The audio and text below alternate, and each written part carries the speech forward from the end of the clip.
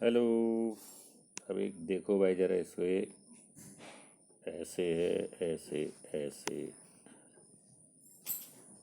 क्या है ये? चतुर्भुज। ये भी क्या है? बहुभुज। एक ऐसे है, ये भी क्या है? बहुभुज। एक ये है,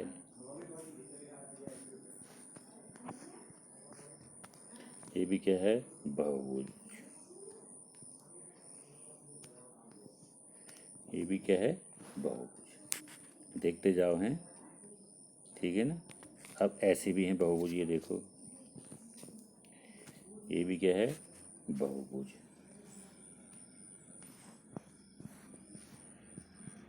ये भी क्या है? बहुभुज।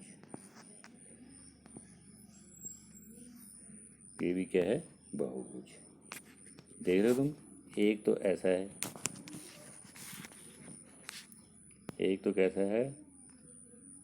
ये, ठीक है ना। और एक कैसा है? ठीक है ना। एक यूं है, तो एक कैसा है भाई? ये भी। ये क्या है? ये भी बहुभुज, ये भी बहुभुज, ये भी बहुभुज, ये भी बहुभुज, बंद बहुभुज है। लेकिन ये अलग अलग किस्म के हैं भाई, एक दूसरे से ये अलग अलग होते हैं, ठीक है ना।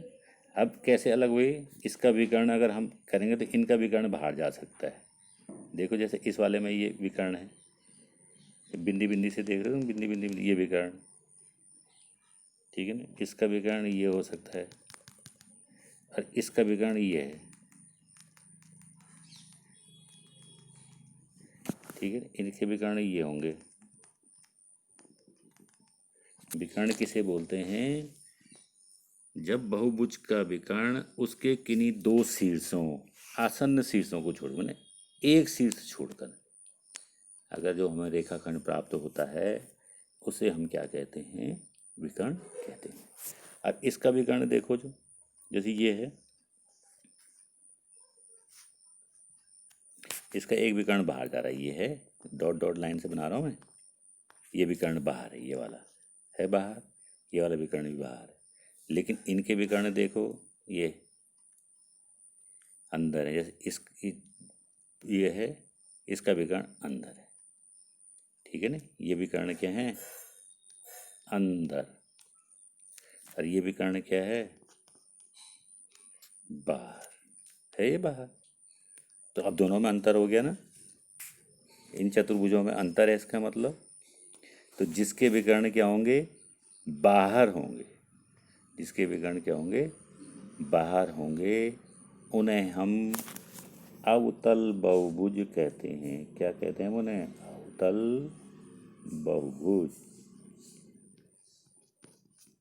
ठीक है ना। उन्हें हम क्या कहते हैं? अवतल बहुभुज कहते हैं। देख लीजिए, जैसे तुमने बताया था ना हमने, जैसे ये वाला, जैसे इसका एक विकर्ण एक डॉट डॉट लाइन से बना रहा हूँ मैं, ये लाइन से, ठीक है। इसका ये वाला विकर्ण देखो बाहर है ना, बाहर। तो इसको हम अवतल बहुभुज कहते हैं। और जिनके विकर्ण अंदर होते हैं, ये है इसका विकर्ण, ठीक है ना। इनको हम उत्तल, क्या कहते हैं इनको? उत्तल बहुभुज कहते हैं। क्या कहते हैं उनको? उत्तल बहुभुज कहते हैं, ठीक है। तो जो हमारी कक्षा है, कक्षा 8 में हम केवल उत्तल बहुभुज ही पढ़ते हैं। कौन सा पढ़ते हैं हम? उत्तल बहुभुज पढ़ते हैं, ठीक है ना। और इन्हीं बहुभुजों के बारे में हम अध्ययन करेंगे, ठीक है ना। अब ये बहुभुज भी दो प्रकार के हो गए। क्या पढ़ा रहे हैं हम? बहुभुज, ठीक है। बहुभुज भी कितने प्रकार के होंगे? दो प्रकार के। पहला क्या हो जाएगा? सम बहुभुज, सम बहुभुज, और दूसरा होता है विषम बहुभुज। कौन सा था दूसरा? विषम बहुभुज।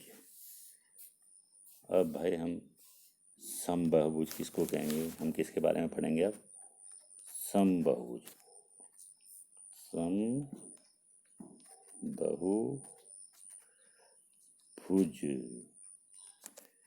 इसके बारे में पढ़ेंगे हम। समबाहुभुज। समबाहुभुज में क्या होता है? एक तो ये बहुभुज होता है और समभुज। पहला क्या होता है? समभुज माने सारी भुजाएं लगभग बराबर होती हैं। क्या होता है? समभुज, सारी भुजाएं बराबर होती हैं। समकोणिक,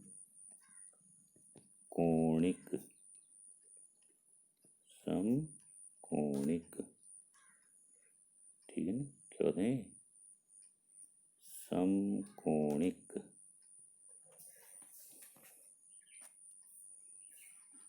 ठीक है ना? यानी समबाहुभुज क्या होता है?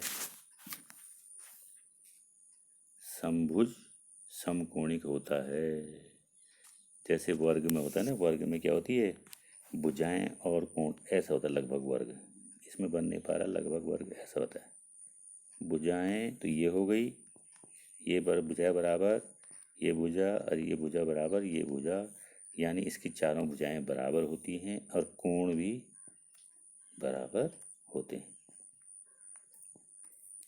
कोण भी बराबर होते हैं, इसलिए इसको हम क्या कहते हैं?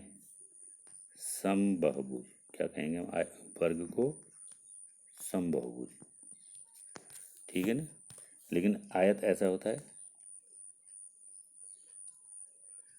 ये आमने सामने की भुजाएं बराबर होती हैं और ये भुजा इसके बराबर होती है। ऐसे निशान लगाते हैं भाई हम रेखा गणित में। ठीक है? बराबर बराबर माने आमने सामने की भुजाएं दोनों बराबर, चाहिए ये भी दोनों बराबर, इसमें चिन्ह लगा तो ये दोनों बराबर हैं और इसके चारों कोण बराबर होते हैं आयत के। 90 अंश का होता है ना? कितने अंश का होता है? 90 अंश का होता है। आयत के चारों कोण कितने अंश के होते हैं? ये 90 अंश का होता है। कितने अंश का होता है? 90 अंश। ठीक है? तो आयत क्या है? समकोणिक तो है, समकोणिक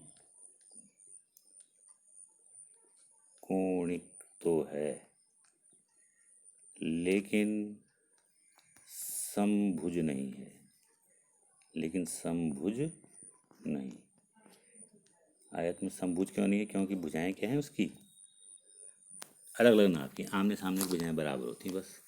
और जो वर्ग है ऐसा होता है ना, वर्ग, उसके कोण भी बराबर और भुजाएं भी सब बराबर होती हैं, तो इसलिए ये समकोणिक भी होता है।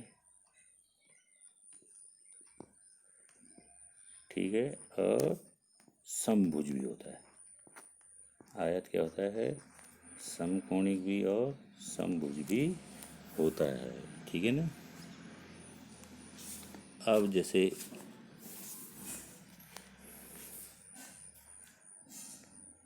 ठीक है, समभुज तो हो पर समकोणिक न हो, ऐसे पढ़ते हैं। कोण योग त्रिभुज पढ़ा है तुमने, त्रिभुज के बारे में भी पढ़ा होगा। ठीक है ना? हमको पता है त्रिभुज के कितने कोण होते हैं? 1 2 3। इनका योग, यानी अगर हम इसको ABC लिख दें